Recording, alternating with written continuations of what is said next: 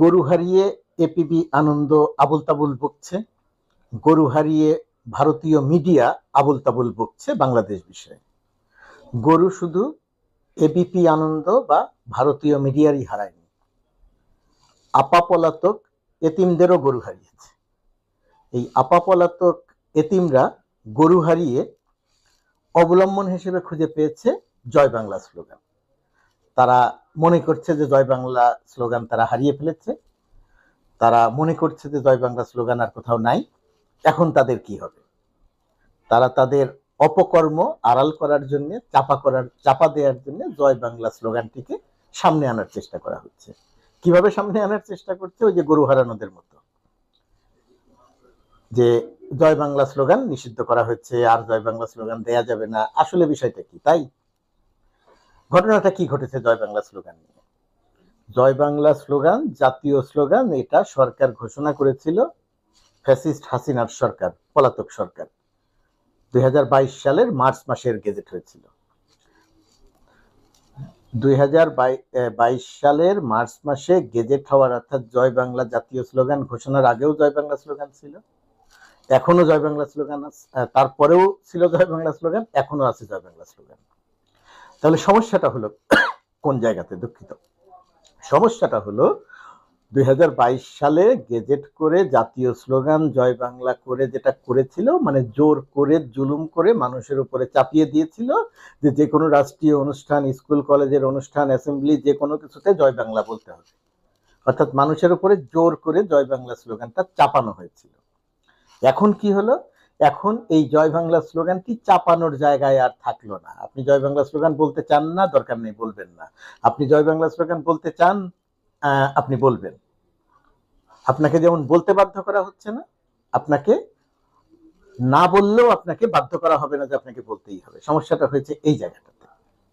এখন এই জয় বাংলা স্লোগানের তাৎপর্যটা কি? বলা হচ্ছে 1971 মুক্তিযুদ্ধ, মুক্তিযোদ্ধারা জয় বাংলা স্লোগান দিয়ে যুদ্ধ করেছিল। হ্যাঁ, জয় বাংলা স্লোগান ছিল 1971 সালে, খুব জনপ্রিয় স্লোগান ছিল, মুক্তিযুদ্ধ হয়েছিল জয় বাংলা স্লোগান দিয়ে, এটা তো কেউ অস্বীকার করেনি।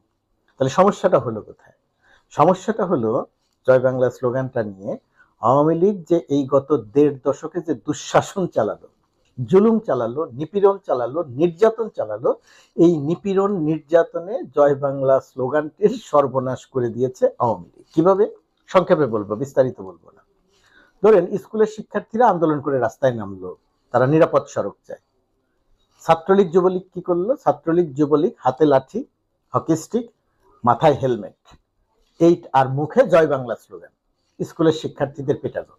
কিভাবে পেটালো? পুলিশি প্রোটেকশনে পেটালো।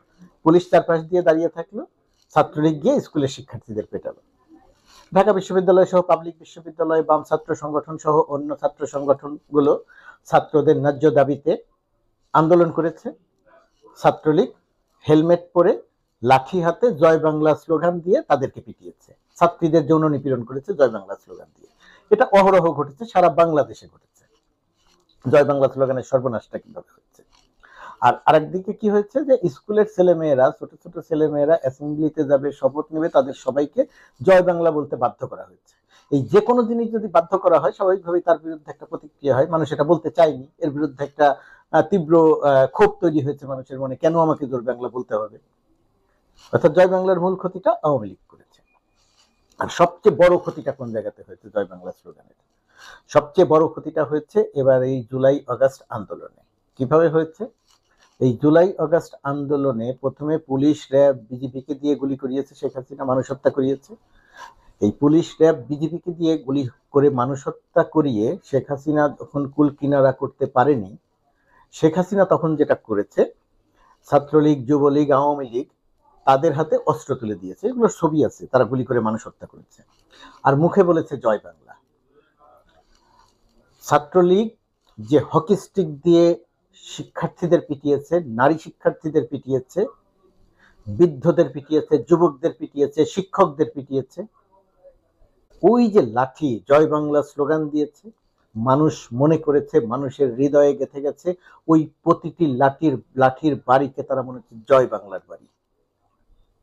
জয় বাংলা এই কারণে মানুষের হৃদয় থেকে মুছে গেছে। আওয়ামী লীগ করেছে কাজটা, গুলি করে, ছাত্রলীগ বা যুবলীগ গুলি করে মানুষ হত্যা করেছে। প্রতিটি বুলেটের আগে, প্রতিটি বুলেটের মাথায় মানুষ দেখেছে জয় বাংলা, দেখেছে জয় বঙ্গবন্ধু, বঙ্গবন্ধুর ছবি দেখেছে, শেখ মুজিবের ছবি দেখেছে বুলেটের বুকে। যে বুলেটে মুগ্ধ নিহত হয়েছে, যে বুলেটে মুগ্ধকে হত্যা করা হয়েছে, ওই বুলেটটি জয় বাংলা বলে গুলি করা হয়েছিল। ওই বুলেটটির গায়ে জয় বাংলা লেখা ছিল। লেখা ছিল বলতে মানুষ মনে করেছে জয় বাংলা লেখা ছিল।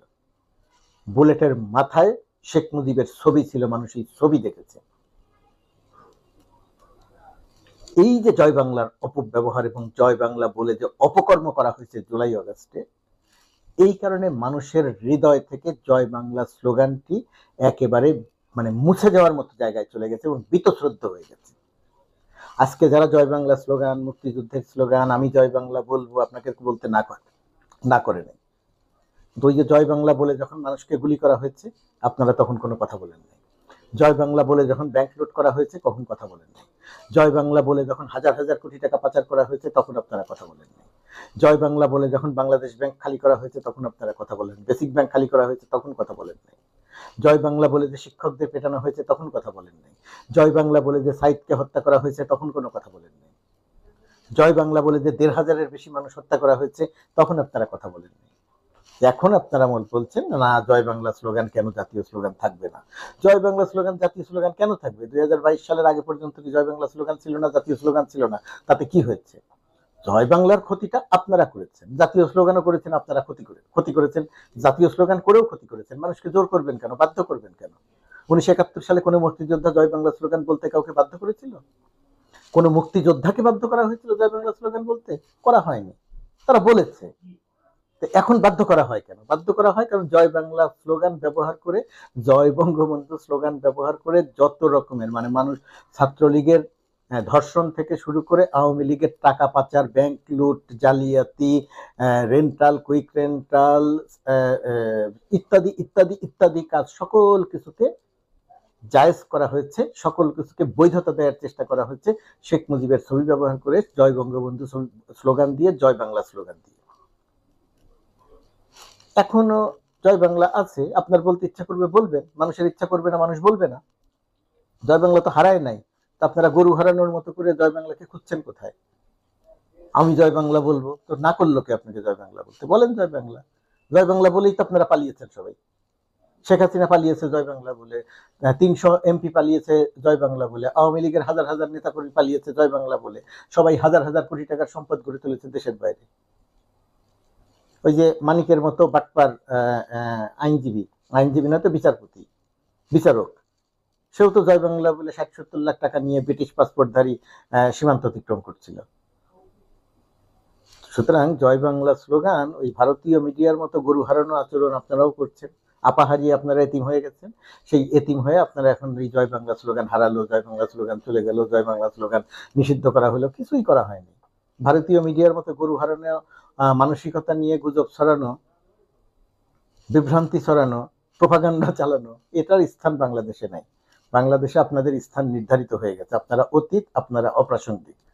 যতদিন এই প্রোপাগান্ডা চালাবেন, যতদিন এই জয় বাংলা বলে মানুষ হত্যা করবেন, জয় বাংলা বলে মানুষের নিপীড়ন করবেন, মুক্তিযুদ্ধের চেতনা ব্যবহার করে মুক্তিযুদ্ধের বিরোধী কাজ করবেন, রাতে নির্বাচন করবেন, আর মুখে বলবেন জয় বাংলা, মুখে বলবেন মুক্তিযুদ্ধের চেতনা, ভোট করবেন রাতে গণতন্ত্রহীন বাংলাদেশ, লক্ষ লক্ষ কোটি টাকা পাচার, এই সমস্ত কৌশল দেশের মানুষ বুঝে গেছে।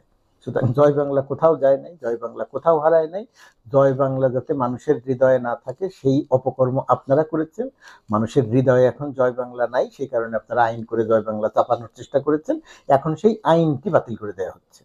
জোর করে কাউকে দিয়ে জয় বাংলা বলানো যাবে না। আপনাদের জয় বাংলা কোথাও যায় নাই, আপনারা জয় বাংলাকে কবর দিয়েছেন।